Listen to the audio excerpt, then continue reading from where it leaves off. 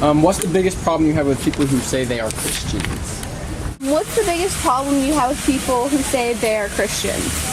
The second question is, what's the biggest problem you have with people that say they're Christians? What's the biggest problem you have with people that say they're Christians?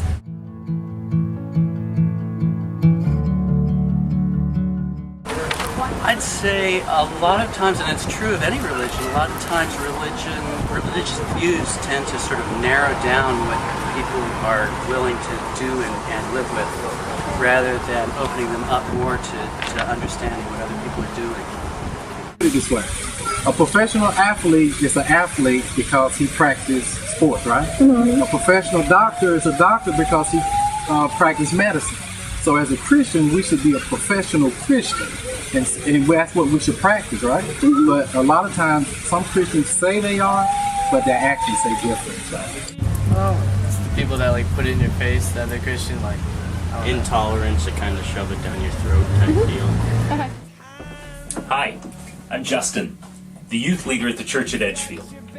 One of the greatest factors responsible for turning people away from Christianity are people who say they're Christians and go out and live in a very un-Christian-like way. Jesus condemns people like this just as strongly as you and I would. He's even so bold as to say that people who live like that have no part with him. Unfortunately, there are hypocrites in church pews, but don't let this be a reason not to come to church. Church is full of people just like you and I who are not much better than a hypocrite. A church is full of sinners because sinners need to go to church. Just as a person who is sick goes to the doctor, we go to church, or we go to God because we have a problem and only He can fix it. What's the biggest reason you or like other people don't go to church more often? And what's the biggest reason you or other people don't go to church more often? What's the biggest reason you or people you know don't go to church more often? Why do you think people don't go to church as often as they should? A little resurrection every time. The reason I don't is I play golf, and I usually I go to the holidays, Christmas and Easter. Me, that's it. Because I think it's more, just having to get up and break your routine from, being home on the weekend and, taking your time away from family or whatever in order to just relax. I think that's it. I mean, I really do. Yeah, that's good. Yeah. The politics of church. Yeah. Like it's not, I don't feel like I'm worshiping when I'm there. Yeah. It's more like it's all social. Yeah. Okay. It depends on the priest, really, for me, which I feel kind of bad about, but I mean, sitting through like really boring sermons. Yeah. Sucks. All right. Thanks. Thank you. Thank you. Church is one of those things you either love, you hate, or you don't care about one way or the other as long as it doesn't get in your schedule. Many people choose not to attend church on a regular basis because of time constraints. It's true, church can take up a major chunk of your time, but just like any hobby, vacation, relationship, anything worth doing, takes a commitment of time. Church does take time, but the benefits of attending a good, Bible-believing, community-centered church will not only far outweigh our time sacrifices, but it'll change your life. Isn't that worth a few hours each week?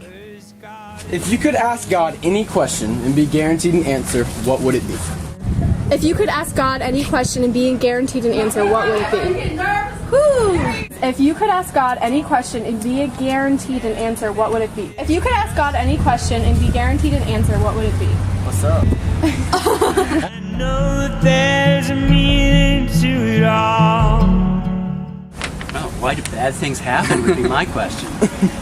Yeah. If there was a question, it's how do I get the strength to follow your guidelines? Yeah. How do I get the strength to be a Christian in a day-by-day atmosphere? Am I going to heaven or not? There are some excellent questions here. However, my favorite question belongs to the fella that looks like he works at Foot Locker. He asked the question, if he could ask God anything, am I going to heaven? That's an excellent question. It's really the only question that matters. And it's the very question in the Bible that a man named Nicodemus asked Jesus one night. He asked, what do I have to do to be born again? Which is another way of asking, am I going to heaven?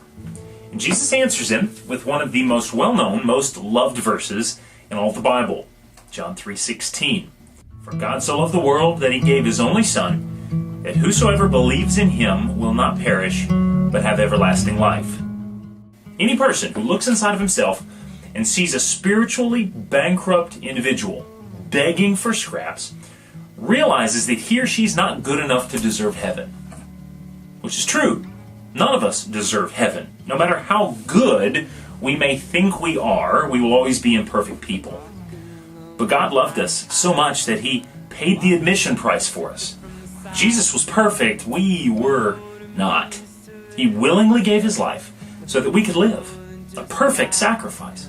So it's not a question of how good we are, but of how good God is. And the answer to that question is, he's good.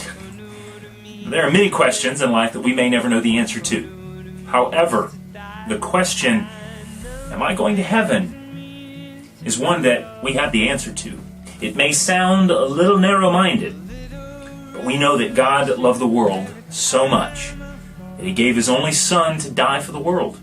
That anybody who believes on him will not die, but have everlasting life. One of the most common questions asked, with one of the most simple answers. If you could ask God any question, be guaranteed an answer, what would it be?